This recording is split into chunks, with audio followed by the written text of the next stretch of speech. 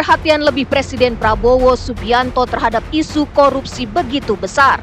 Dalam beberapa kesempatan, mantan Danjen Kopassus ini menyampaikan akan memberi tindakan tegas kepada pencuri uang negara, termasuk membuat penjara di pulau terpencil di tengah laut dengan keamanan maksimum. Meski Presiden juga sempat memberikan kesempatan para koruptor bertobat dan mengembalikan uang yang dicurinya. Terbaru, dalam kesempatan bertemu 7 pimpinan redaksi di Hambalang, Bogor, Presiden Prabowo Subianto menegaskan ketidaksetujuannya terhadap hukuman mati bagi koruptor. Kepala negara mendorong pemberian hukuman yang tegas, namun tidak dengan hukuman mati. Ada alternatif lain bagi para pencuri uang negara berupa hukuman seumur hidup. Keinginan Presiden ini pun disambut banyak pihak dengan positif meski ada pekerjaan rumah yang harus diselesaikan. Salah satunya, melakukan revisi terhadap KUHP yang masih mencantumkan hukuman mati sebagai hukuman maksimal bagi para pelaku kejahatan berat seperti korupsi, narkoba, dan terorisme. Di sisi lain, jumlah hukuman mati juga melonjak cukup tinggi di era Presiden Joko Widodo. Di periode keduanya, pemerintah tercatat 177 orang mendapat vonis mati. Sementara di periode pertamanya terdapat 221 terpidana mati yang diputus pengadilan. Dan hingga saat ini terdapat 110 orang yang menunggu eksekusi selama hampir 10 tahun. Akankah harapan Presiden Prabowo Subianto dapat diakomodir dalam sistem peradilan di tanah air? Apakah hukuman mati akan dihapuskan hanya bagi para koruptor saja? Ataukah termasuk kepada pelaku tindak pidana narkoba dan terorisme? Hukuman seperti apa yang mampu memberi efek jera dan pembelajaran bagi pihak lain agar tidak melakukan kejahatan hal yang serupa?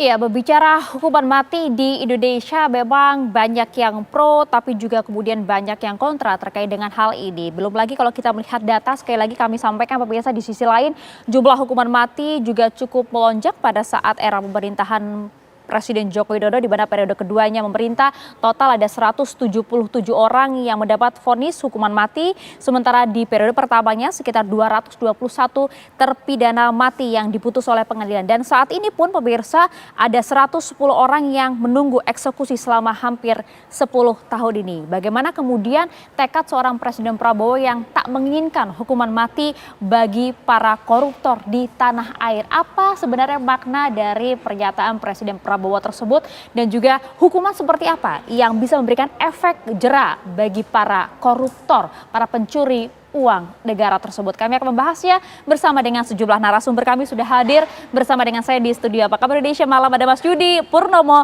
mantan pegawai KPK. Selamat malam Mas Yudi. Malam Mbak Maria. Jumpa lagi Mas Yudi. Iya. Kita ingin dengar suaranya untuk para koruptor kita seperti apa nanti. Siap. Dan juga sudah hadir bersama dengan kami ada Prof. Suparjo Ahmad, pengamat hukum pidana. Selamat malam Prof. Malam Mbak Maria.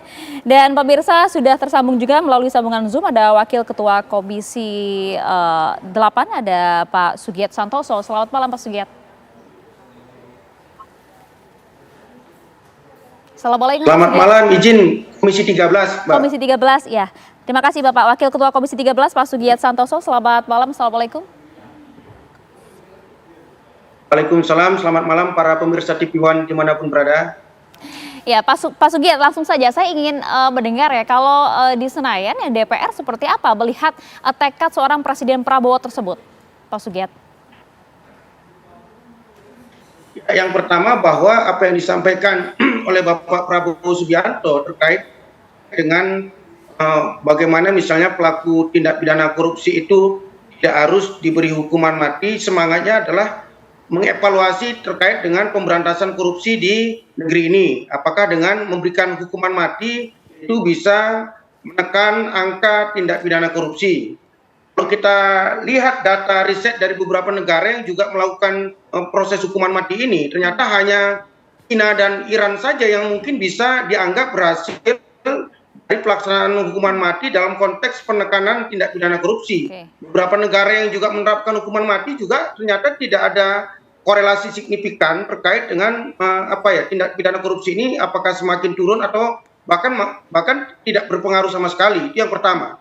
Yang kedua, yang perlu dipahami dari apa yang disampaikan oleh Bapak Prabowo Subianto masih satu frekuensi dengan yang beliau sampaikan ketika mengambil kebijakan pemberian amnesti massal kepada warga binaan dengan pendekatan kemanusiaan, pendekatan hak asasi manusia, dan pendekatan demokratisasi. Kan kita sama-sama pahami bahwa hak hidup itu kan hak asasi manusia yang tidak boleh diambil oleh kekuatan institusi manapun dengan alasan apapun. Saya pikir semangat ini masih sama dengan apa yang disampaikan Pak Prabowo Subianto. Saya pikir nanti dalam beberapa masa sidang ke depan, DPR juga akan katakanlah mengkaji secara serius dari apa yang disampaikan Pak Presiden. Kan kalau kita bedah misalnya ada 3 undang-undang yang isinya terkait dengan pemberian hukuman mati terhadap beberapa tindak pidana, seperti misalnya undang-undang narkotika kita ada hukuman mati, undang-undang terorisme kita ada juga hukuman mati, dan undang-undang KUHP kita yang terbaru revisi di tahun 2023 yang akan dilaksanakan di 2026 nanti. Apakah dengan melakukan revisi ketiga undang-undang ini bisa katakanlah mengeksekusi apa yang disampaikan oleh Bapak Presiden, atau seperti yang disampaikan oleh Pak Yusril sebagai Menko bahwa akan ada dari inisiasi pemerintah rancangan undang-undang tentang pemutusan hukuman mati yang itu mungkin bisa ditinjau ulang atau katakanlah skemanya yang bagaimana.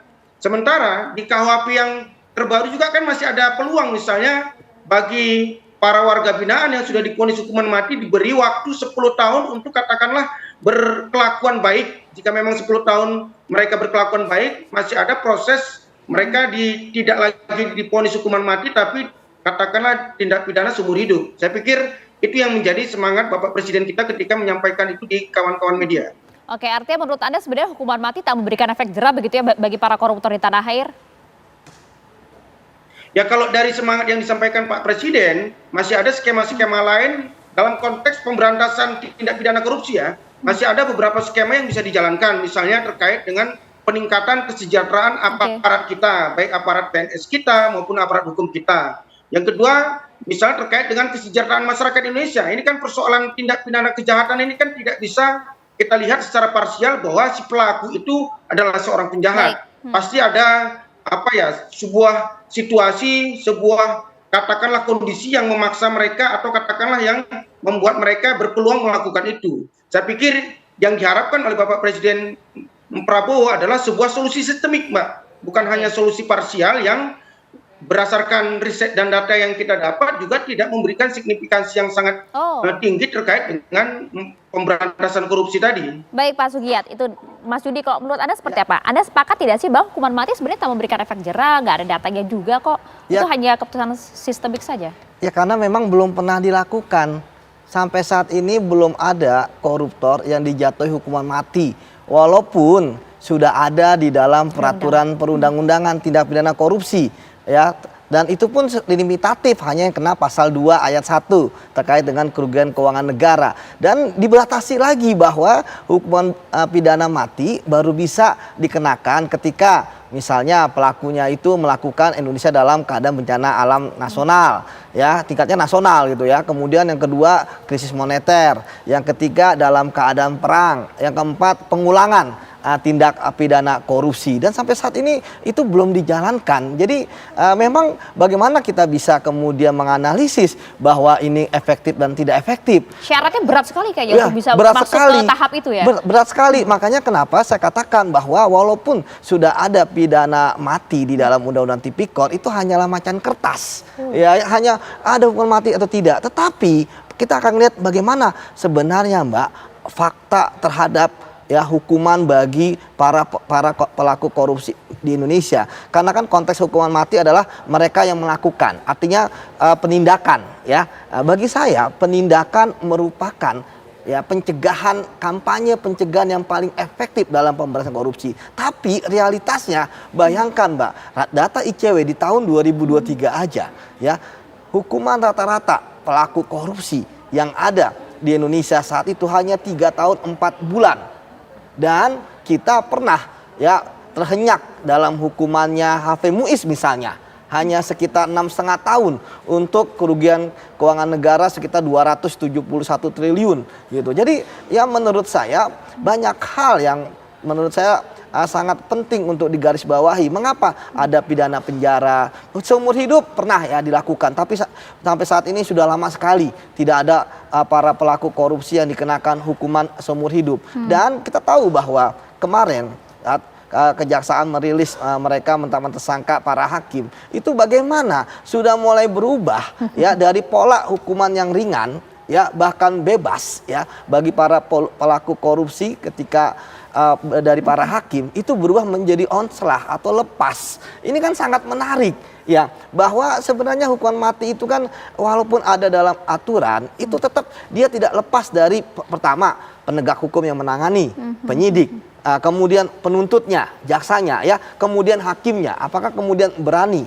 Jadi sekali lagi bagi saya hukuman mati memang berat untuk kemudian dilaksanakan ya, karena tadi yang sudah aja tidak alasan apalagi kemudian itu dihapuskan. Jadi saya pikir bahwa sampai saat ini kita masih butuh ya adanya hukuman mati bagi para koruptor untuk ya bukan hanya menakuti ya, tetapi juga mengindikasikan bahwa kita serius ya dalam memberantas korupsi. Yang kita harapkan nanti ke depannya ada yang akan merealisasikan hukuman mati. Jadi bagi saya justru seharusnya bukan menghapus hukuman mati tetapi memperkuat. Artinya memperingankan lah. Artinya syarat-syarat itu tidak perlu lagi ada misalnya limitasinya dalam kerugian keuangan negara misalnya 10 miliar hukuman mati dan sebagainya. Itu begitu, dia, Mbak. Prof. Suparji, kalau Anda lihat sebenarnya kan kalau dalam konteks sebuah hukuman ini kan tidak hanya memberikan efek jerah saja ya, tapi kalau mau bicara mengenai koruptor di tanah air nampaknya nggak ada efek jerahnya ini, Prof. Seperti apa?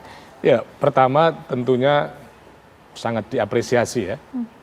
Narasi, wacana yang disampaikan Presiden ya, yang itu kan membuat kita terus berpikir kan, bagaimana setelah ada gagasan untuk memaafkan para koruptor, terus kemudian penjara di pulau terpencil kan bagi para koruptor, dan sekarang sampai pada penghapusan hukuman mati. Saya kira ini adalah sebuah narasi-narasi yang memancing kita untuk terus berpikir.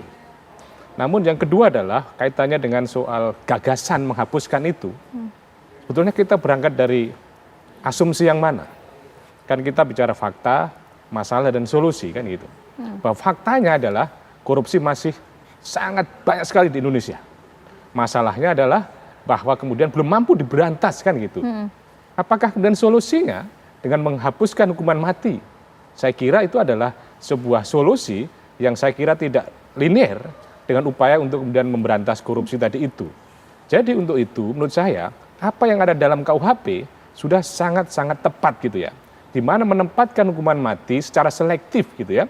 Ada masa kemudian perbaikan selama 10 tahun, yang kemudian ketika ada perbaikan tadi itu berubah menjadi hukuman seumur hidup. Saya kira sebuah langkah yang sangat baik dalam konteks melaksanakan keadilan rehabilitatif, keadilan korektif, dan keadilan restoratif.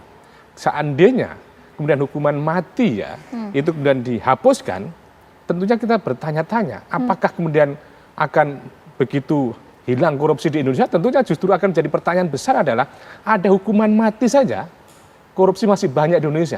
Apalagi tidak ada ancaman hukuman mati. Itu tadi karena kan kalau disampaikan oleh Pak Sugiat kan karena sebenarnya pendekatannya lebih kepada pendekatan yang humanis, paling tidak memiskinkan itu termasuk salah satu efek jerah. Saya kira kan itu bisa saja mati dalam konteks secara keseluruhan, mati secara ekonomi misalnya gitu.